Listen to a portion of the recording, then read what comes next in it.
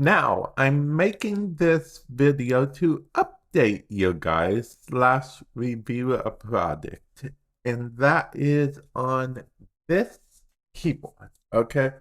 I actually, not too long ago, did an unboxing of this keyboard. I told you guys I'd update you guys because it's a pretty older keyboard in the sense that it didn't come out this year. It's by Logitech. It's actually called the Logitech MX keys. I just actually turned it off so I can show you guys the whole keyboard, how it is. You guys saw the backlight not too long ago. Now, the backlight is probably the worst feature to me, but not how you think. Okay, so technically, let me set that down for a moment. Technically, you can turn off the backlight, okay? But that's not my issue with the backlight. The issue with the backlight is there is no always on option for the backlight. What the backlight does, you can adjust how bright it is or how dim it is using one of the buttons up here. I believe it's this button and this button, can reduce the dimness, increase the brightness of the backlight. Now, the problem with that is that it senses, like if you put your hands near the keys, it actually senses that your hands are there and turns on the backlight. So it took me a while to get used to it. So if you're not used to it, let me show you what keyboard I was coming from.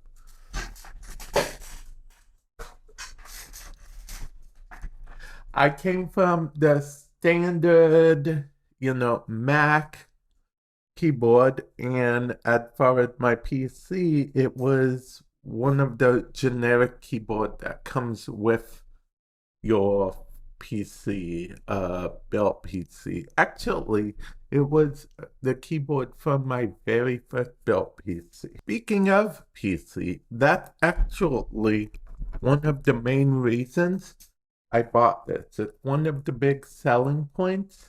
Besides the fact that it technically pairs well with my mouse, the Logitech MX Master. If you look at these three keys right here, you can program different devices: PC, Mac, Android, iOS. So I programmed my Mac is my main editing device slash work, system I work on. So I did the Mac, and then I also did the PC because, I do my sometime gaming on PC and other stuff, and I need to record footage from it. And then finally, I did my iPad Pro, oddly enough. Yeah, so it works good for that. And for the PC, I have a dongle plugged in because I can. But for the Mac and for the iPad Pro, I don't have any dongle plugged in because this lets you do either or, dongle or Bluetooth. And it actually had a very good reach. It's not like the cheaper, the cheaper $20 keyboards that, that have like hardly no range at all and stuff. It's not like that. I'll put a link in the description below to this exact keyboard if you want. This keyboard, it wasn't sent to me. This isn't sponsored or anything. I bought this with my own money. It cost me $120.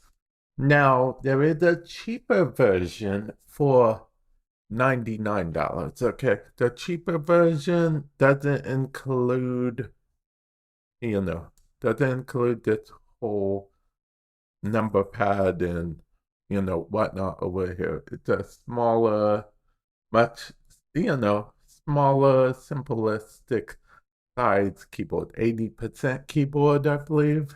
But yeah, and as you can see, there is the whole options for Mac. That are your function keys, because all of these keys up here are programmable. So that's cool. That are your command slash alt if you're using PC or Mac. Now they do have a Mac specific keyboard if you just want to use it for Mac. And the key pressing is, in my opinion, an upgrade. The little grooves, I didn't think anything of at first, but I really, really liked them. So yeah, overall, this keyboard definitely worth it, in my opinion. Like I said, I paid $120 for this. That's USD. You can find it on sale sometimes. Again, this is not a sponsored video. I just think that keyboard is awesome. Definitely, let me know in the comment section below. Do you have a favorite keyboard? Do you have a cheaper alternative that maybe does the same exact thing but better? Do you, have a certain keyboard that you recommend I maybe try in the future, or I check out, maybe give you guys my opinions on? Let me know all that stuff in the comment section below.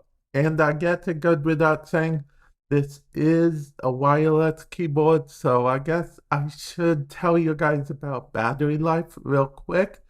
Now, they say they can guarantee 10 days. That's what they say they can guarantee with the backlight and everything, because of the fact that the backlight isn't always on and the sensors. They can guarantee 10 days. It could last for more than 10 days. They're just guaranteeing 10 days. But they say if you have the backlight completely off, it can go all the way up to 30 days. So keep that in mind. I get technically, since the sensor turns off the backlight a lot of the time, I don't always have the backlight on. Actually, you're not going to always have the backlight on unless you're just like literally at your keyboard typing every second. But yeah, let me know your opinion, comment section below. If you do decide to pick up this keyboard, let me know how you like it. I'd love to know if you're enjoying it or you don't like it at all, because I honestly do recommend this. It's a good keyboard. But yeah, with that said, I will catch you guys in the future. Later.